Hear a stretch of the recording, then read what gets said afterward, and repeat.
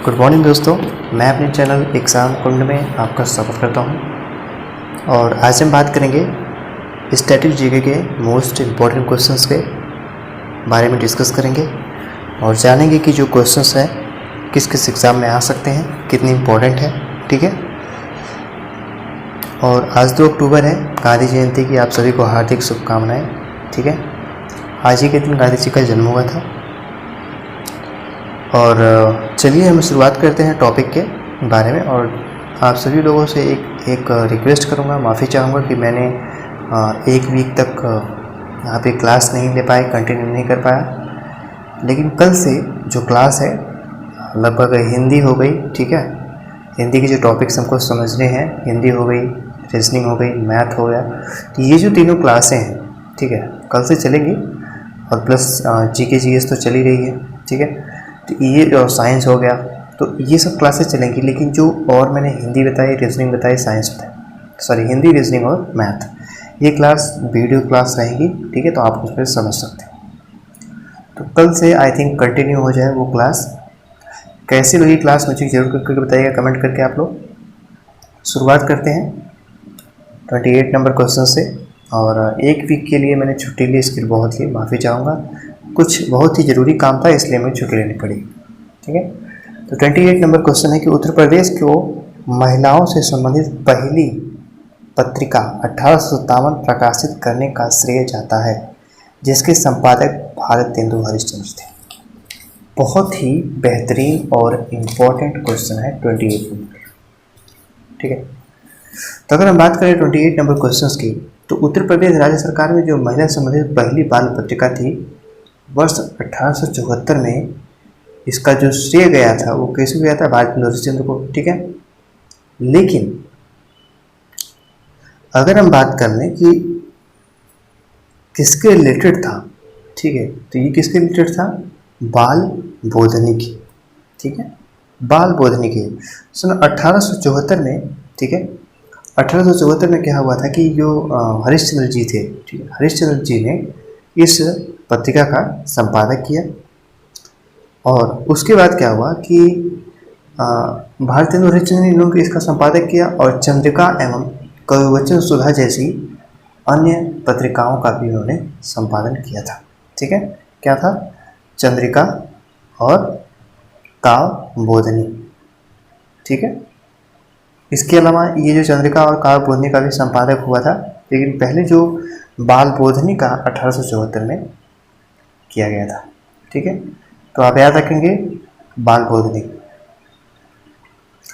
29 number question है कि प्रसिद्ध सितार वादक नवाब इनायत खान उत्तर प्रदेश के किससे संबंधित है?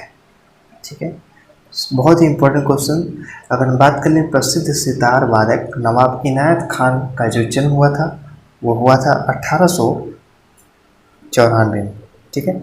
1894 में इनायत जी का जन्म हुआ। ठीक है। और ये उत्तर प्रदेश के अररिया जिले से रहने वाले थे। ठीक है। अररिया। ठीक है।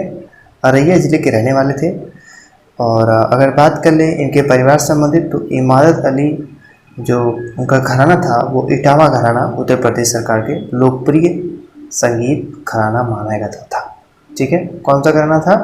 तो इमारत खानी घराना। ठीक है। कौन सा? अगर हम बात कर लें घराने के बारे में, तो कौन सा था? इमारत खानी घराना। ठीक है। जो कि उस टाइम लगभग, अगर हम बात कर लें उस टाइम, जिस टाइम जो इनायत खान थे, तो वह उत्तर प्रदेश का बहुत ही माना जाना घराना हुआ करता था। और ये संबंधित थे उत्तर प्रदेश के अररिया जिले से। चलिए क्वेश्चन नंबर 30 है। और 30 नंबर क्वेश्चन है कि तीसरी बौद्ध परिषद किस शहर में आयोजित की गई थी? तीसरी बौद्ध परिषद के बारे में बात की गई है। तो तीसरी जो बौद्ध परिषद थी, इसका जो आयोजन हुआ था वो हुआ था 249 में। 249 ईस्वी में हुआ था, ईसा पूर्व में। और ये किया था किसने? अशोक ने। ठीक है। सम्राट अशोक ने इसका जो है आयोजित किया था। और ये हुआ था कहाँ पे? तो ये हुआ था पाटलिपुत्र। ठीक है। और अगर हम बात कर ले पाटलिपुत्र में इसका जो है आयोजन हुआ था, और कब हुआ था? 249 49 ईसा पूर्व में। ठीक है, चलिए। क्वेश्चन नंबर 31 है कि भारतीय रिजर्व बैंक की स्थापना कब हुई? तो भारतीय रिजर्व बैंक की स्थापना सन 1935 में हुई। ठीक है, 1935 में हुई और इसे एक अधिनियम के तहत निजी बैंक के रूप में रूप रेखा दी गई। ठीक है, इस बैंक को संचालन की जिम्मेदारी पूरी तरह से पूंजीपतियों से आरक्षित थी। मतलब ऐसा होता था कि सन 1935 में इसे जो है मतलब तरीके से इसकी स्थापना की गई। ठीक है, लेकिन इसमें जो एक तरीके से जो पैसे होते थे, ठीक है, तो ये किसी निजी बैंक के रूप में इसे एक तरीके से बना दिया गया। ठीक है, तो इस बैंक का जो संचालन है वह एक तरीके से जिम्मेदारी जो दी गई वह पूंजीपतियों के अधीन थी। ठीक है, तो ऐसा किया गया कि सन 1950 में, ठीक है, दोबारा से भारतीय रिजर्व बैंक का राष्ट्रीयकरण कर लिया गया। ठीक है, जब राष्ट्रीयकरण हो गया तो साथ ही इसमें क्या हुआ था, सरकार का भी भागीदारी बन गई। ठीक है, तो इसकी स्थापना तो 1950 में हुई थी, लेकिन जब ये 1900 स्थापना हुई 1935 में, तब क्या होता था कि इसमें केवल जो पूंजीपति थे वही एक तरीके से उसे अधिकृत किए रहते थे। लेकिन सन 1950 में जब इसे राष्ट्रीयकरण किया गया, ठीक है, भारतीय रिजर्व बैंक को, ठीक है, तो क्या हुआ कि एक तरीके से सरकार का भी इसमें हिस्सा हुआ। ठीक है, चलिए। क्वेश्चन नंबर 35 है कि चेमाचेरी कुन्ही रमण नायर निम्नलिखित में से किस नृत्य रूप के उल्लेखनीय नर्तक हैं? तो ये थे कहाँ के? क्वेश्चन नंबर 32 का, तो A is right answer Kathakali. ठीक है, चेमाचेरी कुन्ही रमण नायर कथकली के नर्तक थे। ठीक है, और ये जो कथकली है वो कहाँ होती है? केरल। ठीक है, केरल में ये जो कथकली होती है और केरल का ये जो प्रमुख नृत्य है क्या है? कथकली। ठीक है, वर्ष 1979 में केरल के संगीत अकादमी का जो अभिनय सहारा पुरस्कार है 2001 से इन्हें सम्मानित किया गया था। ठीक है, तो इसका जो राइट आंसर हमारा कौन सा हो जाएगा? ए, कथकली। क्वेश्चन नंबर 33 है कि खाद्य और कृषि संगठन कारपोरेटेड सांख्यिकी डेटाबेस 2016 के अनुसार प्याज का उत्पादन विश्व स्तर पर भारत की कौन सी रैंक है? अच्छा क्वेश्चन, तो बात कर लें इसमें भारत की रैंक के बारे में, तो भारत की रैंक कौन सी है? तीसरी। ठीक है, समझ गया? तो इसमें कुछ खास बताने की आवश्यकता नहीं हमको। वित्तीय वर्ष 2017-18 के दौरान भारत की निर्यात की वृद्धि प्रतिशत दर क्या है?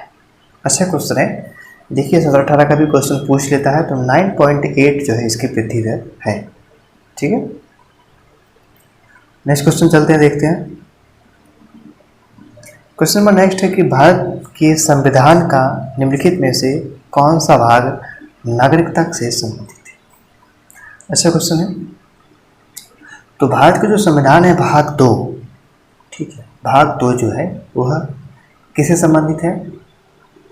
नागरिकता। जो भारत का जो भाग 2 है वो नागरिकता से संबंधित है। लेकिन जो संविधान की अगर भाग कुल बात करें तो कुल कितने अनुच्छेद हैं? 7। ठीक है, 7 अनुच्छेदों में इनको वर्णित किया गया है, लेकिन अनुच्छेद 5 से 11 तक जो वह भारतीय नागरिकता से संबंधित नियमों की एवं शर्तें एवं नागरिक अधिकारों के बारे में वर्णन किया गया है। ठीक है, तो ये तो जो भारतीय संविधान जो है, ठीक है, जो भारतीय संविधान भाग 2 में ही बात की गई है, लेकिन इसका अगर हम बात करें भाग 2 में, उसके अंदर भी जो होता है एक तरीके से भाग होता है। ठीक है, जैसे कि मान लीजिए कि भाग 2 हो गया, ठीक है, तो भाग 2 अगर हम कर लें, समझा देता हूँ, भाग 2 हो गया तो इसके अंदर 1 2 3 4 5, ठीक है, तो इसमें जो 6 नंबर पे जो है तरीके से इसके बारे में बात की है। ठीक है, तो D is a right answer. Question number 36 है,